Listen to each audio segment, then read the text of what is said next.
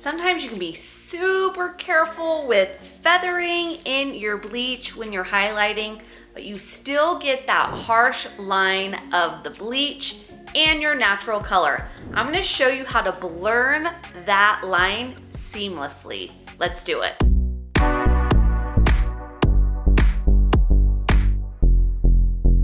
Rinse your foils first, then I like to tone my hair. After you tone it, then that's when you're going to do a break the base or a root melt. You can kind of call it what you want. I like to call it more of a root melt because you are not lifting your base. You are just blending in that very blonde to your a little bit darker natural hair. And so it is just melting those two colors together so you don't have that harsh line. So wash, shampoo, tone your hair, then it's time for the root melt. Let me go wash my hair.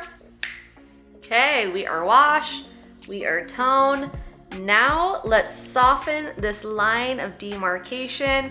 I do love to use a demi or a semi-permanent color for this because it's not going to shift your base. Again, we are just trying to melt those two different colors, my natural darker level 5, maybe 6, into that super light. I toned with a 10 BV and 10 PA with processing solution for my highlights. So when we are going to blur that line, I'm gonna do closer to maybe like a 7.5 BV, and that will just really melt that line so you do not see that harsh demarcation of where the foils were and my own natural brown hair is. Yes, I like to pretend to be blonde. I'm not. You can see I'm super dark, but this is a great way to melt those two colors into each other. All right, let's get to mixing. I like to do it with a tint bowl and brush, again, using some of the 9 BV and a little bit of 6 BV. That way we kind of get that 7.5.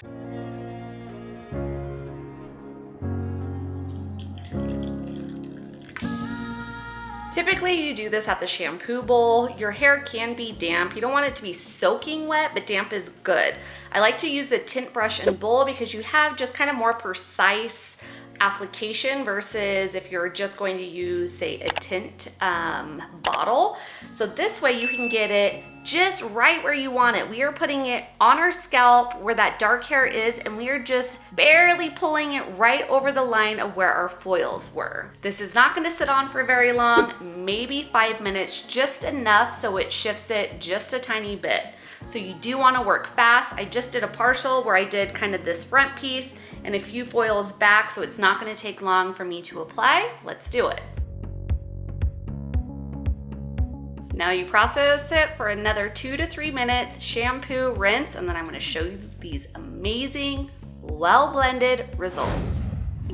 All right, I am back, and as you can see, no harsh foil lines.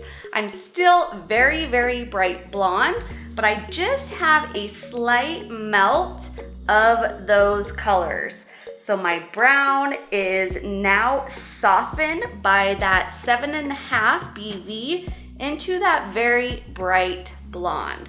It just is gonna grow out a lot better. You don't see kind of that really harsh white blonde foil line, and I love this for clients or for yourself if you're wanting something that is a softer lived-in look.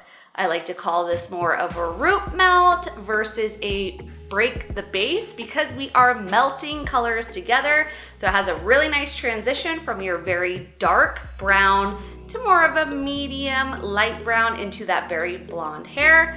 I hope you enjoyed this video, and as always, if you like what you see, go ahead and hit a thumbs up. If you have any questions whatsoever, please do not hesitate to ask them down in the comment box below, and I hope you enjoyed this video. See you next time. Bye-bye.